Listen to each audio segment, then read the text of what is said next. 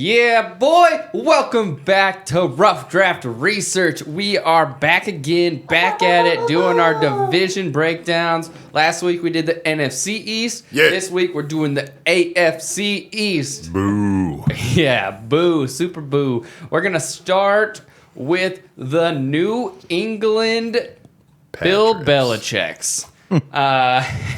I'm going to start off with the coach's corner. It's going to be brief. We kind of talked about Josh McDaniels, the offensive coordinator, last week. He's been tied to this game for fucking 20 years. Honestly, I just don't have a lot to say. I just think Kendrick Bourne was brought in to kind of run crossing and out routes along with Jonnu Smith. I think Hunter Henry hits the seams. It just kind of seems like that offense. It's kind of what Kendrick Bourne did when he was with the San Francisco 49ers. Yeah, I low-key like that signing a lot. I don't think it's gonna be huge. No. But he's definitely got potential to be the number one receiver on that team. And Cam can only throw a crossing route and an out route anyway. It's gonna be a boring offense. That's about it. Go Ramondre Stevenson. Over to you guys. Yeah. So last year went very poorly for them in the first Brady-less year. Offense was terrible. They couldn't pass the ball downfield, just like you're saying. I mean, what did Cam have, like 5 passing touchdowns or something crazy? Ugh. It was awful. The defense was actually okay. It was really good against the pass, but pretty bad to average against the run. So you could see what they were thinking in the offseason as far as getting that defense back up. They went and got Christian Barmore out of Alabama in the second round. And then they're getting guys back, which I think people are low-key sleeping on. Donta Hightower held out last year. He's coming back. Patrick Chung held out last year. He's coming back. So they're bringing those guys back. So if you want a defense on the low that people are ignoring, New England's defense is available in 75% of leagues on the Sleeper app right now. So if you want a cheap option there, I would go after that because I think they're going to come back because they weren't that bad last year and they're getting 2 major run stoppers back and then a rookie who could. So that's just from a team perspective. But if you want to go fantasy, one of the major things they also did was fix that offensive line. And they weren't even that bad last year. They were 15th in pass blocking and 6th in run blocking. But they went and traded for Trent Brown. We've already seen Trent Brown be successful in New England. Yeah. And Marcus Cannon also held out last year. So that line's going to get better. And I don't think that matters for Cam Newton. But I think we're all just waiting until Cam Newton gets benched for Mac Jones anyway. 100%. And I think Mac Jones, he kind of reminds me of a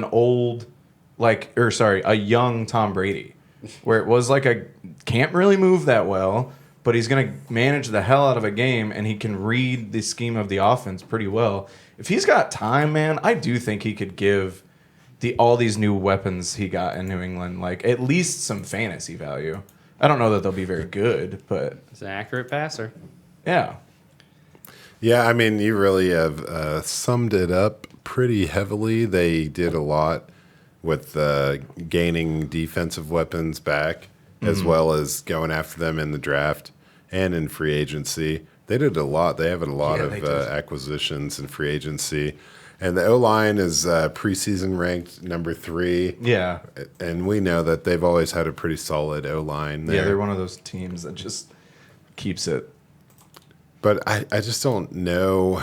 I know what you're saying about Mac Jones being the future Brady, and I do think long term that's definitely a thing.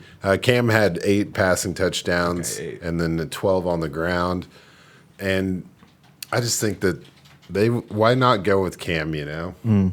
But Mac Jones definitely has a bright future here, especially the way they run things with their O-line strength.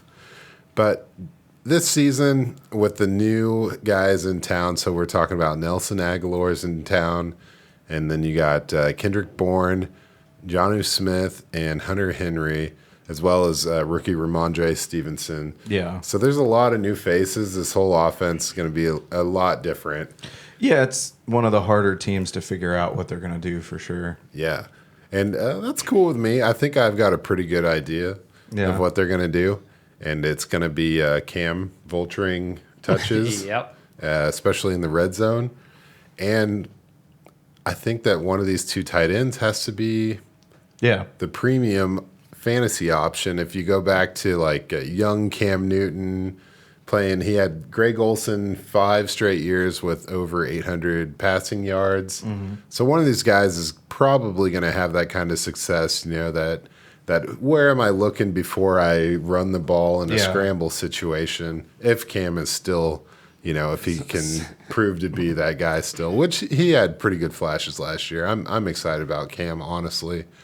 But I think Hunter Henry seems like he's the kind of guy that can take the workload, shoulder it, and just lead this team. I like Jonnu Smith more, but if you put him on the same team with a quarterback that's not, super versatile in the passing game, I lean towards Hunter Henry. I'm pretty excited about him. I know you guys mentioned Kendrick Bourne. Definitely a very good sleeper to look into. But for me, I got to just look past 2021 when I'm talking about Dynasty with this team. I really like Ramondre, he comes in 6'3", 230. I think he trims down in the offseason, and he gets back to his agile, kind of quick in space running style. And hopefully Sony Michel is just gone. They didn't pick up I was about the to say, so option. we all just kind of, because it looks like Harris will be the guy, White gets the pass work, and Stevenson's going to come in and just take Michel's role, right? Yeah. Yeah. I'm still holding on to my fantasy team just because, I need a I need a prayer in that position. But I agree. I mean, Sony, he did have 5.6 yards per carry on 79 carries last year. I mean, he's only 2 years removed from that 900-yard season too. Yeah, it's 200 plus carries rookie year, about 250 his second year, and then he had missed 6 games with a quad injury. But he does have a lingering knee issue dating back to an ACL tear in high school. So it's hard to trust Sony Michel. But then again, it's kind of hard for me to trust Damian Harris, He had basically no work as a rookie. And then he comes in. He didn't have that much work last year, even with Sony Michel out. He did step it up a little bit when Sony was out, but really it was just Cam. Yeah. It was just Cam. So I don't know. I think Ramondre is the guy who benefits when Mac Jones gets the job here. Yeah. And long term, I think he could really be a powerhouse. That's fair. Yeah, I guess my thing with Cam is I just don't know why you go spend all this money on weapons with a guy who can't use them. Yeah. And then you spend a 15th overall pick on Mac Jones. I see it happening sooner, but I also see what you're saying though. I just think it'll happen probably mid-season. He'll probably be the last of the first-round rookies to start. Yeah. But I think it happens. And then when it happens, just going back to the Tom Brady thing, Tom Brady came in and in his first season, Troy Brown had 142 targets and David Patton had 94. So that's what I would want out of Mac Jones is these guys are getting their opportunity. They're not going to, neither one of those guys were crazy producers that are going to win you a league, but they might win you a week. Yeah. If Nelson Aguilar or Kendrick Bourne has 12 targets, 100 yards and a touchdown for you, and you just had to throw him in an emergency. And that's why if you want anybody in New England, I feel like you got to prefer Mac Jones to be playing than Cam Newton. Unless just last year he was just still figuring out the shoulder and he's going to be all right. Then fair, because he was an MVP at one point, Yeah. But that's kind of all I was saying about the Mac Jones thing. No, I'm with you 100%. I just think this season is so much of them figuring out. Yeah, that's fair. It seems like they're in a transition. Yeah. I'm not throwing crazy shit at the about wall, see what sticks kind of here. Yeah. That's fair. There's so much new here, Yeah. And if Cam can do what Cam has done, it might be awesome. But then again, if Mac Jones is tossed in here, I think they get conservative. I think they lean on that defense. I think they lean on the run game. I could see that for sure. And another thing is he doesn't really have them squirrely little receivers that he was used to in Alabama. Yeah, that's fair. They're rolling out some pretty hefty dudes out there. So we'll see how it goes. I'm very excited because I know the Patriots always find a way 2020 was not really a misstep. It was just a weird year altogether in a major transition. And to be honest, they should have been worse. Yeah, than absolutely. 7 and 9. Like, if For you think about it. sure. Yeah. So That was the one thing I was going to say, piggybacking off you. I think if Mac Jones starts playing, I get Nelson Aguilar yeah, quite the bump. that's fair. So My last question for you guys, like, is anyone trading for N'Keal Harry? Like, he requested a trade. Does anybody want him?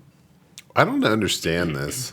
Like, 7th round pick? Like, I don't get it. There's teams I think that could use N'Keal Harry. Like, why wouldn't you send a 6th round pick, 7th round pick? Because that's all they're going to get out of him now. yeah. Right. So, I don't know. There's places that could use him. Yeah. I mean, I don't know. Philadelphia, Detroit, Houston, even Atlanta. Like Yeah. all those teams. Yeah, I I think it will happen. I'm not sure where, but I just wanted to see what you guys were on because it seems like there is zero market for him right now, and that's It is like he weird. has been terrible, but He was never meant to be the alpha. yeah. And what I don't know. Well, maybe he Minnesota. could find a role here now, Yeah. being the 4th on the depth chart. But you got to be on the field, man. Yeah, that's fair. This guy's, if you stand him next to Johnny Smith, you'd be like, which one of these guys is supposed to be the tight end, Yeah, that's fair. But All right, yeah, I was just curious what you guys thought about him, but I got the Jets loaded up. All right, let's move on to the New York Football Jets. This is exciting. I'm gonna start with my coach's corner here. Robert Saleh, defensive coordinator out of San Francisco. He likes his defense. He brought along old Mike LaFleur. Hear what I'm saying? Mike LaFleur, not to be confused with his brother Matt LaFleur. So Lahuna?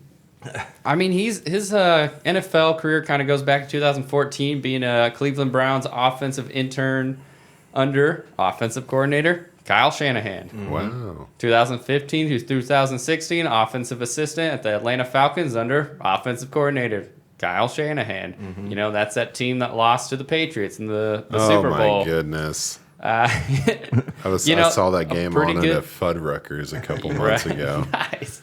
Ridiculous. So you'll see a pattern here. Then, Kyle Shanahan gets hired by San Francisco. Mike LaFleur comes along as a passing game coordinator and receivers coach. And then 2019, 2020, he's the San Francisco passing game coordinator. So, I mean, I think you're basically just looking at a Kyle Shanahan kind of clone. Mm-hmm. There's definitely some question marks. I mean, the thing that sticks out like a sore thumb is Elijah Moore. Because you look at guys like Deebo Samuels, Brandon Ayuk.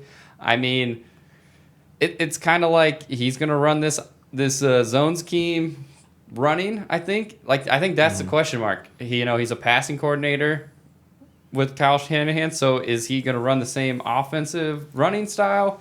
I would assume so. And I think that just sets up Michael Carter. Yeah. The I don't only know. thing that could be better would be Puka Williams. Yeah, that's true. I think the question mark with Michael Carter is the speed.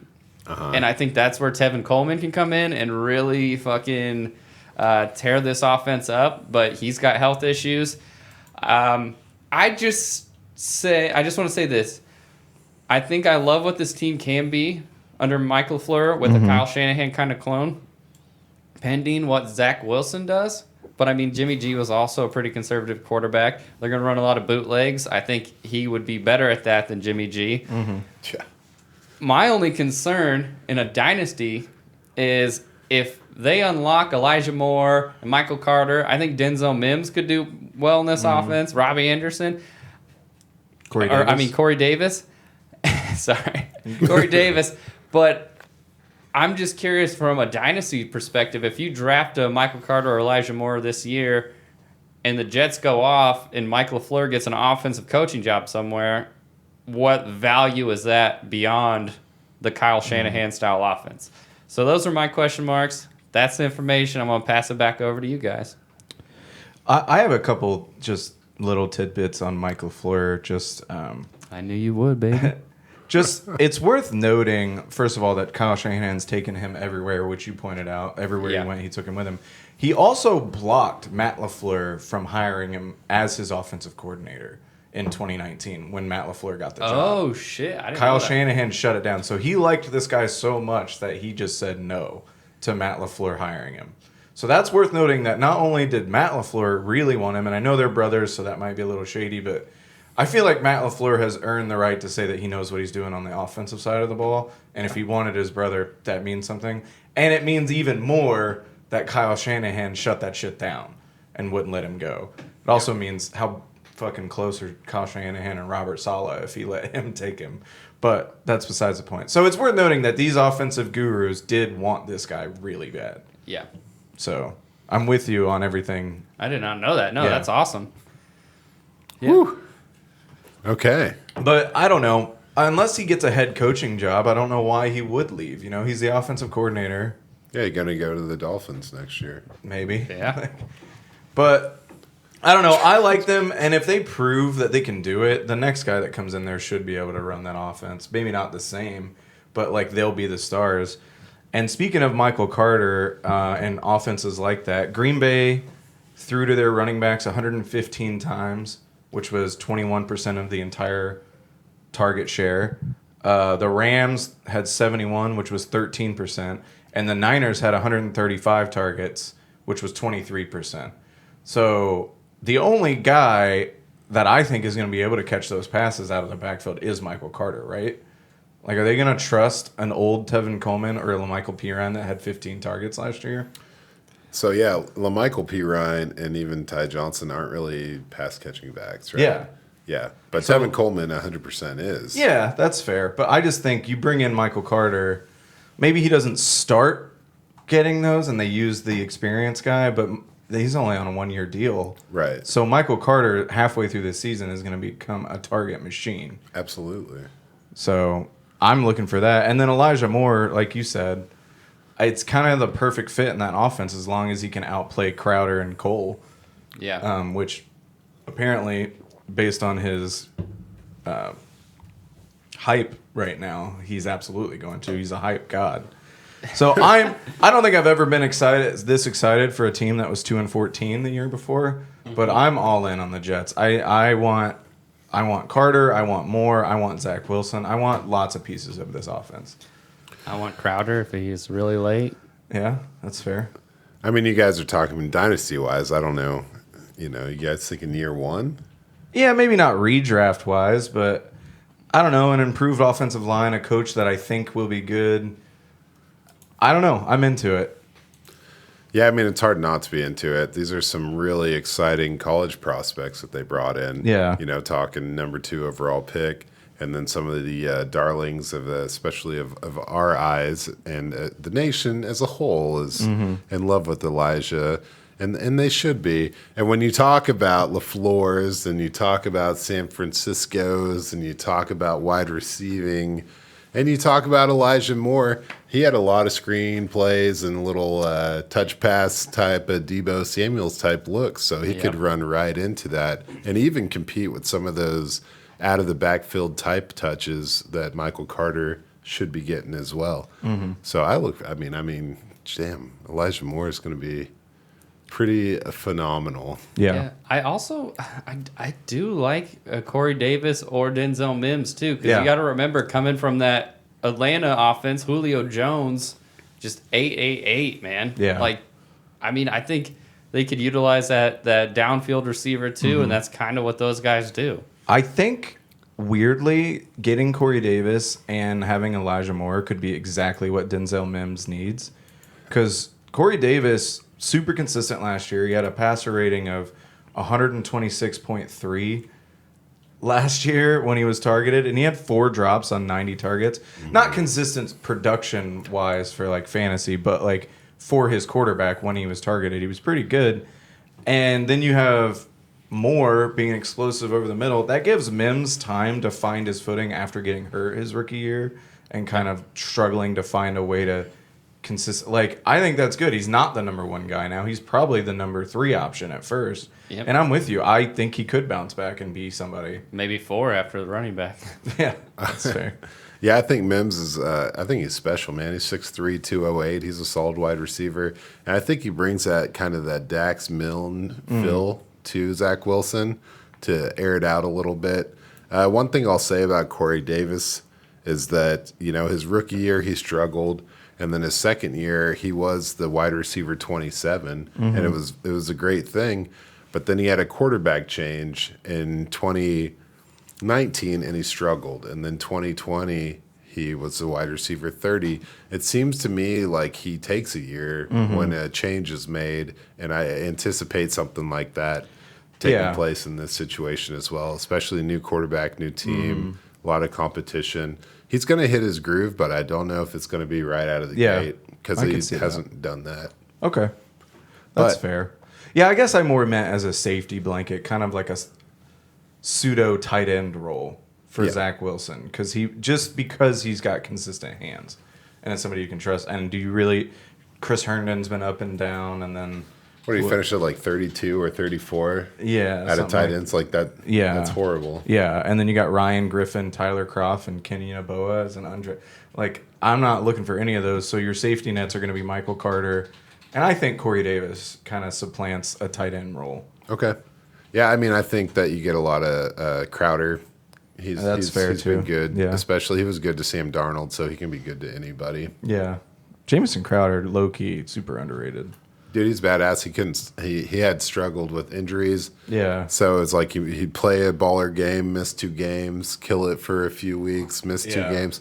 And that's, that kind of spotty stuff with an older guy, and not like hey, he was out for 6 weeks due to X. Yeah. That kind of like, this guy just needs a few weeks. That's troublesome. Yeah, that's fair. Gives me a little bit of pause, but well, not to mention drafting Elijah Vera Tucker, moving up. Yeah, grabbing him. Yeah, can we talk about that real quick? Like, smart as fuck. So did you? I mean, I'm sure you looked at the PFF O-line rankings. What did you see for the Jets? Last year, I didn't look at their projection. Oh. But last year, it was a lot worse than I thought it was. Well, they're projected at 28th. Well, last year, they were ranked at like 30th for pass blocking, actually, which was wild to me. Yeah, the overall 29th last year. Yeah. And so that was a bit surprising, but I think Becton was good, but I mean, really good for a rookie, and you hope he makes that second year leap, but that's all they had, which was why getting Tucker, which is an old Jets move, they would have taken Elijah Moore, which is the guy they wanted apparently at the end of or later into the first round. And apparently the coaching staff talked them out of it and got Vera Tucker, and then they still ended up with Elijah Moore. So that's what smart teams do. Right. Absolutely. And that's another reason why I'm excited about them, because it seems like they've already so far made some good decisions. So I see a leap, and it's really hard to quantify how bad they were last year. It isn't that hard. Like I said last week, there are only 2 teams in the NFL that scored under 300 points, and they're both called New York City home. Is that Gase and Point? Yeah. Yeah, you like that? And so it's kind of hard because, offensive line maybe isn't worried about offensive scheme as much as other positions, but they are.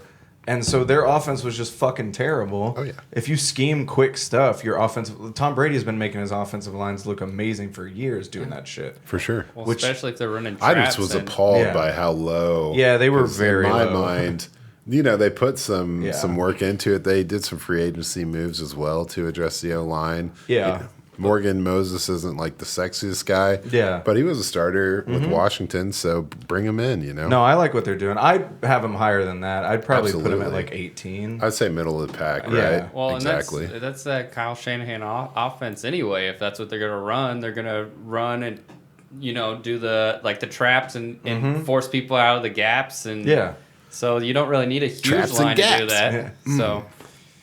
No, I think the PFF ranking them a little low for the projection this season for sure, but how much of that goes into just what they saw last year, Right. It kind of blew me away. That's way too double check low. it. Yeah, that's ridiculous. Bottom 5? I don't think so. No, I think they'll be middle of the pack at worst this year. Yeah. Then again, they do play in the AFC East, where you got that baller Miami defense and Buffalo defense. Yeah, dude. New England defense. So, I mean, we'll see. I think they'll be better. Middle of the pack for sure. And I'm looking forward to this team probably more than any of the other ones in this division. Well, I mean the Bills, but they just didn't do anything sexy in the offseason. Well, yeah. Dollar bills. Hell yeah, man. Well, let's see. Do we talk about the run game enough? I just thought it was interesting that Ty Johnson's only 23 years old. Yeah. What? Yeah. That is wild. And he had a comparable role to LaMichael P. Ryan. More efficient, less touches, but I don't think they're really holding back Michael Carter. Mm-hmm. But I do see if Tevin Coleman is healthy and efficient, he's going to be a nuisance for Michael Carter owners. I could see that. But beyond that, man, I mean, Zach Wilson's pretty solid. He got better every year in college to the point where I could number 2 overall pick ahead of guys that I would have never put him ahead of in Justin Fields, especially, and Trey Lance. So he could just be ready to roll, man. That'd be exciting. Very exciting. Want to see the Jets be good, It'd be fun. I want to hear about it. I don't want to see it. No, I'm just joking. I'm with you. I think it's not so much the Jets. I just want to see these young guys succeed. Yeah. Well, yeah. So especially under an exciting Mike LaFleur style possible offense. I don't know. We put so much love and attention into these rookies. Yeah, this year specifically is going to be tough to root against anyone. Yeah. It'd be like, oh, wait 3 years until this guy's developed. It's like, no, man. I want him. I want to watch this guy play lights out tomorrow. Kind of like that box break we were watching earlier. Like Dan Marino, boring. Michael Carter, let's go. Yeah. Right. Yeah, we are youth. Youth. Yeah, Age before beauty. We are no the way. Skid Rows, man. Youth gone wild. Let's go. There you go. Good to me. All right, we'll go with the Miami Dolphins. So I'll start with the coach's corner here. It's going to be hopefully not as lengthy as I want it to be, but there are 2 offensive coordinators. Obviously, Brian Flores is the head coach, but he's primarily a defensive kind of guy, defensive-minded guy. He kind of hands off offensive to George Godsey and Eric Studsville. Oh, that's a name. So I will say I did some extensive research, and I've never been more bored in my life. So we'll start with George Godsey, hired as an offensive assistant at New England. I mean, yada, yada, yada. Everyone starts in New England. Yep. Reunited him with his offensive coordinator, Bill O'Brien. The former offensive coordinator at Georgia Tech, Bill O'Brien. The quarterback was George Godsey. So that's kind of where he got his feet wet in the NFL. He was the tight ends coach for the New England Patriots in the 2012-2013. That was the Aaron Hernandez and R.I.P. Aaron Hernandez, Rob Gronkowski era a little bit, before that went to the wayside. Then, of course, Bill O'Brien left to go to the Penn State after that whole thing. Josh McDaniels hired as the offensive coordinator. He then was hired as a quarterback coach at Houston for the first-year coach, Bill O'Brien. So he's the exciting Bill O'Brien clone, which is a common theme in this coach's research. Gross. He was promoted to the offensive coordinator 2015 and 16 under Bill O'Brien. That was Andre Johnson going into DeAndre Hopkins' year. With Ryan Fitzgerald and Arian Foster, kind of his last year relevant. Yeah. So then he was the offensive coordinator at Houston. This was just basically the DeAndre Hopkins show. In 2016, I will note that C.J. Fiedorowicz and Ryan Griffin, 2 tight ends, combined for 163 targets and over 1,000 yards receiving. Yeah, it was pretty good. 6 touchdowns. I mean, that's more targets than DeAndre Hopkins. I know it's 2 players, but that's a lot. And then he goes on and he works for the Detroit Lions as a defensive assistant and then becomes a quarterback coach under Matt Patricia. He got the whole New England connection there. And then he goes on and is a tight end coach for the Miami Dolphins. So that was the first year he was under Brian Flores with Mike Gesicki, Devontae Parker. Those are the 2 leading in receptions. So going through this, I would just say the dude loves his tight ends. So Yeah. the drafting of Hunter Long, I could see some double tight action. You know, Hunter Long, as we've talked about, is kind of that like pocket receiving tight end. So I'm just saying that might have something to do with it. So let's talk about his co-coordinator, Eric Studsville. So this guy was a running back coach from 1997 to 2017. Jesus. Holy shit. So he started in Chicago as a running back coach from 97 to 2000. We're not going to go back that far. Who cares? No way. So 2001, 2003, New York Giants running back coach. He's the one who coaches Tiki Barber to 3 consecutive 1,000-yard rushing. Damn. So it looks pretty good. Then he goes on to Buffalo, where he coaches Willis McGahee to a great 2004 year. 2005, over 1,000 yards. 2006, over 1,000 yards. He's the one who brought in Fred Jackson, put him on the practice squad, coached him up. He's the one who drafted Marshawn Lynch. Jesus. He's the one who coached up Marshawn Lynch. And so as you get to the Marshawn Lynch and Willis McGahee, Fred Jackson, you kind of see a pattern of he takes his workhorse and then kind of slowly integrates like another running back underneath him. And then so he takes a stud, brings in another guy, and then it's like a 60-40 split. Fortunately with these guys, 2008, you got Lynch and Jackson combining for over 2,000 yards, 2,224 yards. And then that next year in 2009, Lynch experienced injuries and off-the-field troubles, if you can believe that. What? And they both combined for over 2,000 yards. Wow. This guy was also just kept through several coaching changes, which you'll see that as a pattern. So then he goes to Denver. He's an interim head coach after McDaniels gets fired. He's the one who started Tim Tebow, by the way. Gross. I just thought that was a fun fact. And then Gary Kubiak comes in. And what do we know Gary Kubiak for? Running the football. His son Clint. So, yeah. So he comes in 2011. Willis McGahee brings him in. Has over 1,000 yards. Then that next year, no Sean Moreno. Then you see that same kind of pattern. Then they combine for over 1,000 yards. 100,000 yards. 100,000 for 1,200 yards. And then Moreno comes in and they draft Monty Ball. And they share the ball about 60-40. Then C.J. Anderson comes in with Ronnie Hillman. They share the ball for about 1,300 yards. Wow. The next year, 1,600 yards between Ronnie Hillman and C.J. Anderson. So, I don't know, man. It just seems this guy must be like a really good interviewer, unlike Eric Bieniemy, because he just keeps keeps sticking around through 4 different coaching changes from the Broncos, and that's pretty impressive in my book. It didn't take Eric Bieniemy 20 years to get promoted to OC, though.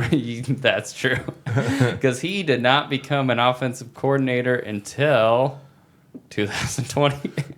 He's not even. Yeah. He's not even. It's co-OC. He's a co-OC. But see, this is where things get Cozy, weird, man. because in 2018 he's the running back game coordinator for the Dolphins, and we're talking about the Frank Gore, Kenyon Drake, and then that next year the Kalen Blanche, Patrick Laird, like the 2 top running backs Is that combined. Jordan Howard year there, too? Yeah, no, that was the year after that. Okay, all right. That was last year. So this was like the Kalen Ballage, the Ryan Fitzpatrick. Sorry, I lost my train of thought. But yeah, so basically in 2019 he went through 5 different running backs. No one had over 300 yards. The leading rusher for that team was Ryan Fitzpatrick. Yeah, I remember that. That was fun. So, and then 2020, that's where it's the Salvin Ahmed, the Matt Breida, the Jordan Howard. So I don't know why this guy didn't bring in a running back. So they didn't ask him. Well, they But- tried to go after Aaron Jones. Right. That's true. I will mention, though, in 10 games, Myles Gaskin rushed for 142 times for 584 yards and 3 touchdowns. And Salvin Ahmed had 6 games, and he rushed 75 times, 319, and 3 touchdowns.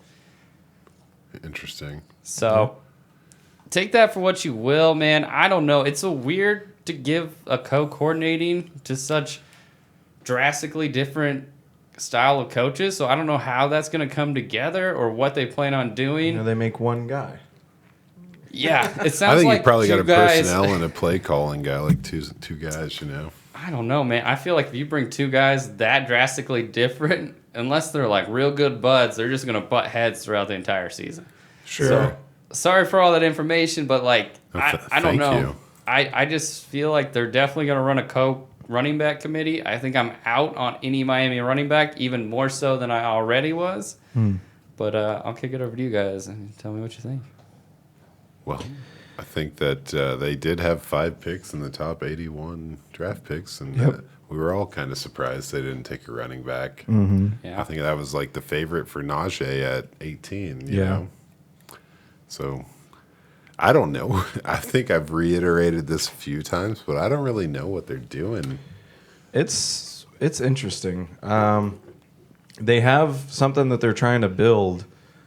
I'm with you, though. I don't really see it. You bring in Will Fuller, who's like a deep threat guy, who did, to be fair, have a surprising amount of middle and short game work that I wasn't really ready for. But then you bring in Jalen Waddle also, who kind of does that same thing. Yak happy. Yeah, and so are you going to have them both try and do that? Is Will Fuller going to be the deep threat?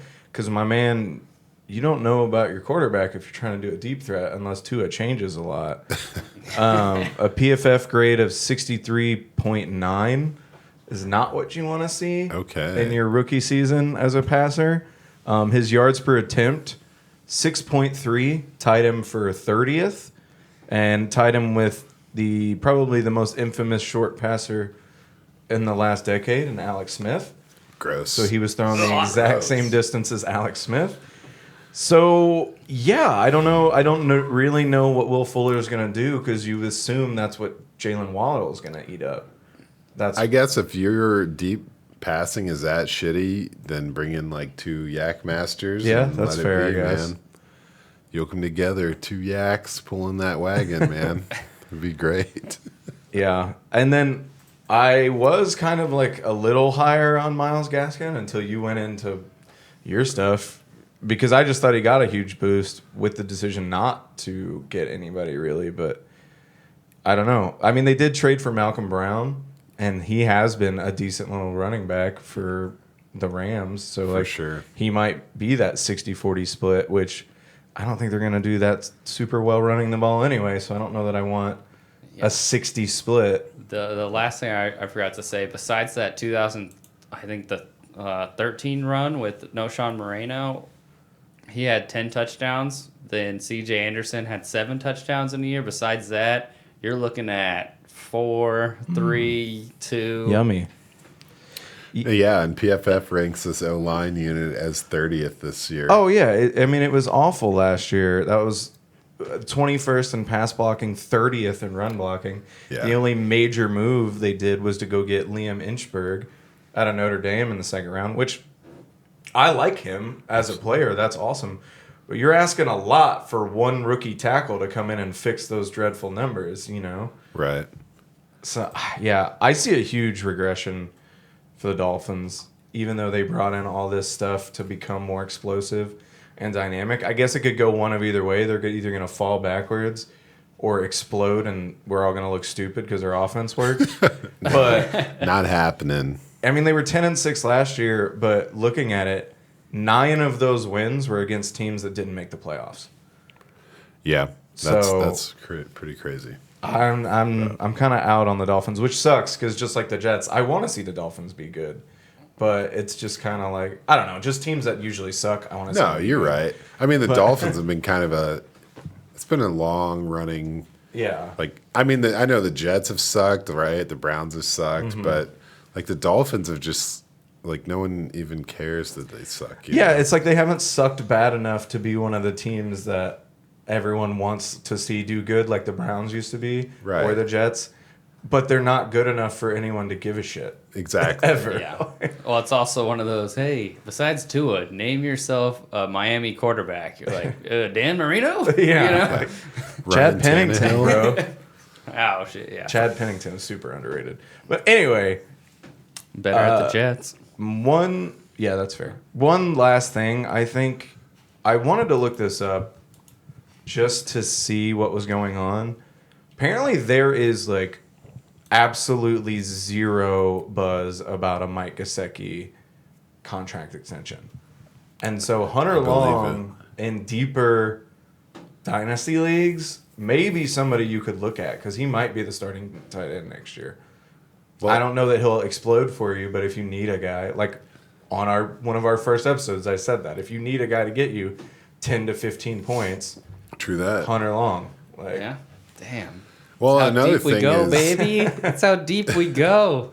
Mike Gesicki was out wide yeah, a ton. yeah, And now they have brought in two pretty baller ass wide Yep. receivers. So what happens to that? You know, now he's playing in line.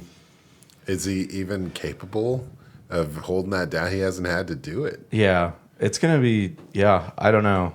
It's interesting. Extremely comparable Yeah, as far as the athleticism, except Hunter Long might be one of the best O linemen on this Yeah. fucking team now. yeah. He really might be. So it's wacky. I mean, gosh, we were also hyped on Mike Gesicki all those years ago. Dude, yeah. 2018, he had us hook, line, and sinker. I mean, me and Danny just took him in that $500 league, and I'm still excited about him. But when we took him, I was like, okay, well, we need another guy that I like a lot, just in case. Well, he But- could go to another team and be Yeah, that. and honestly, that's kind of what I'm hoping for. So the long con on Gesicki. Yeah. Yeah. I'm trying to think. I got my ADP stuff here, so we'll get to it at a point. But Mike Gesicki Oh, is that's right. Yeah. in this division is the highest ADP ranked tight end, and I'm like, fuck that, man. Yeah. Dude, I think, I would So. take either of the Patriots. Yeah, and we'll get into it, and yeah. we can put it on the big screen Preview. too. I don't want to. I snuck it up on you guys last time, but we'll get into that. But Let's whatever, move dude. on to the Buffalo Bills. So, luckily, I don't have as much to say as I did the Dolphins. Well, there's only Yes, one. blah blah blah. There's only one Patriots. coach, so that blah kinda- blah blah. Yeah. Okay. That helps a lot. Yeah, there's only one offensive coordinator, which is nice. I will briefly mention Sean McDermott, the head coach, though. He was the defensive coordinator under Ron Rivera for a lot of the Carolina Panthers, 2011, 2016. So back to the previous episode, I imagine as a defensive coordinator, you're not too involved watching the offense because you're pretty. I mean, I don't know. I'm not an NFL coach, but if I were to say, You're watching all the offenses. Yeah, you got to watch everybody that's else's. but I mean, so this kind of ties back to, he was part of that Rod Chazinski, Mike Shula, all came from the same place, kind of like what we talked about last episode. So I imagine there's some sort of influence there. So if you guys want to, the Scott Turner, go back and watch that. So just to start, Brian Daboll, the offensive coordinator. So once again, started with the Patriots. I did think it was a fun fact. In 2018, he was the QB coach for the Jets, who the quarterback at the time was Brett Favre. I feel like you learn a lot from one of the greats. He did go through a string of being an offensive coordinator for the Browns and the Dolphins and the Chiefs. The teams weren't great, but also, if you notice, it's a QB mess. He never had a true number one starting quarterback. It's probably why I imagine he kept getting offensive coordinator jobs. Notably in Miami, had the Brandon Marshall, Reggie Bush. In Kansas City, when he's offensive coordinator there, the Jamal Charles, Dwayne Bowe. This kind of ties to that last episode talking about the guy who likes his big guy receivers, possession receivers. 2013 to 16, he was a tight end coach at New England. And then 2017, he was the offensive coordinator for Alabama. So we're talking Jalen Hurts, Calvin Ridley, Henry Ruggs, Damian Harris, Josh Jacobs, Najee Harris. I could just keep naming NFL players. So he was hired as the Bills offensive coordinator in 2018 with Sean McDermott. So kind of stepping in there, the Bills have just been building and getting better and better, which is very obvious. So I just thought it was interesting to bring up that fact that, coming from an era where he really likes his big alpha receiver, Didn't do too well 2018. 2019, the leading receivers were John Brown, Cole Beasley, little guys. And then they signed Bucanio. the man, the myth, the legend, Stephon Diggs. You bring in your alpha guy, boom. I mean, it had a lot to do with Josh Allen stepping up a lot. Meh. Not to mention the only Rod Jasinski connection, because I just love saying this guy's name. But notably, Ken Dorsey, the Miami quarterback, 2001, 2002, Miami Hurricanes, coach under Rod Jasinski, the offensive coordinator, was the quarterback coach for Josh Allen, the one who developed him the year before he broke out, who also was the quarterback coach for the Carolina Panthers with rookie Cam Newton, future offensive coordinator coming in the scene. I think Ken Dorsey might come onto the scene. I just want to throw that in there, but I mean, it looks like the Bills are just going to do what the Bills do, and they're going to stick to throwing the ball. Yeah. And it's going to be the Josh Allen show. Yeah, I mean, the Bills looked at their awesome offense and their defense, which was pretty good last year, and said, hey, man, if it ain't broke, don't fix it, you know?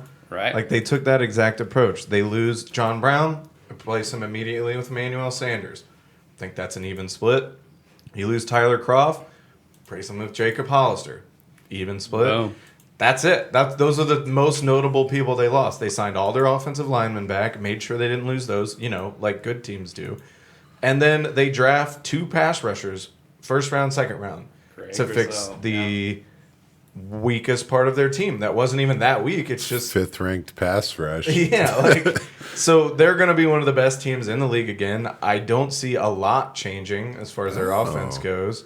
You got all these cards, dude. You got Carlos Basham right there. Yeah. And then Gregory Rousseau. Gregory Rousseau. These guys are ballers. Yeah, it's going to be awesome. And so I only have a couple things I really want to say about them. One involves the running game. It's just really stressful. First of all, I don't love running backs that have quarterbacks that run the ball a lot. I mean, Josh Allen's already taken 102 of your carries last season. So that's already out. And then they're splitting time between Devin Singletary and Zach Moss. They had similar production. Moss had 4.3 yards per carry. Singletary had 4.4 yards per carry. So they're kind of doing the same amount. Moss finished 200 yards behind him and 40 carries behind him, but he also only played 13 games. So I see a pretty easy scenario where Moss becomes the starter and Singletary kind of moves into the change of pace receiving role. Yeah, I think Moss is going to get more work in the red zone than Singletary as well. Yeah. So hopefully they can balance out this Josh Allen stuff, man, because if they really want him to be the pocket passer, because he's got a hell of an arm on him, yeah, hopefully they can get the run game up and just, you know, kind of balance it out. I think for longevity's sake, it'd be good for them to get a more healthy run game going. Yeah. No, I'm with you 100%. But as far as fantasy, whoever...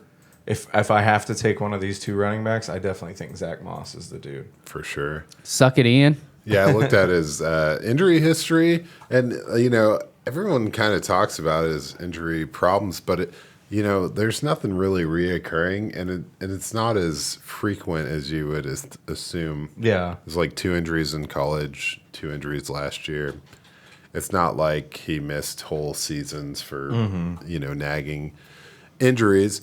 But if we're talking about Josh Allen and the deep ball, because I'm kind of getting into this whole thing. I know, and you've got him pulled up, but I got to hit on Gabe Davis, man. Yeah.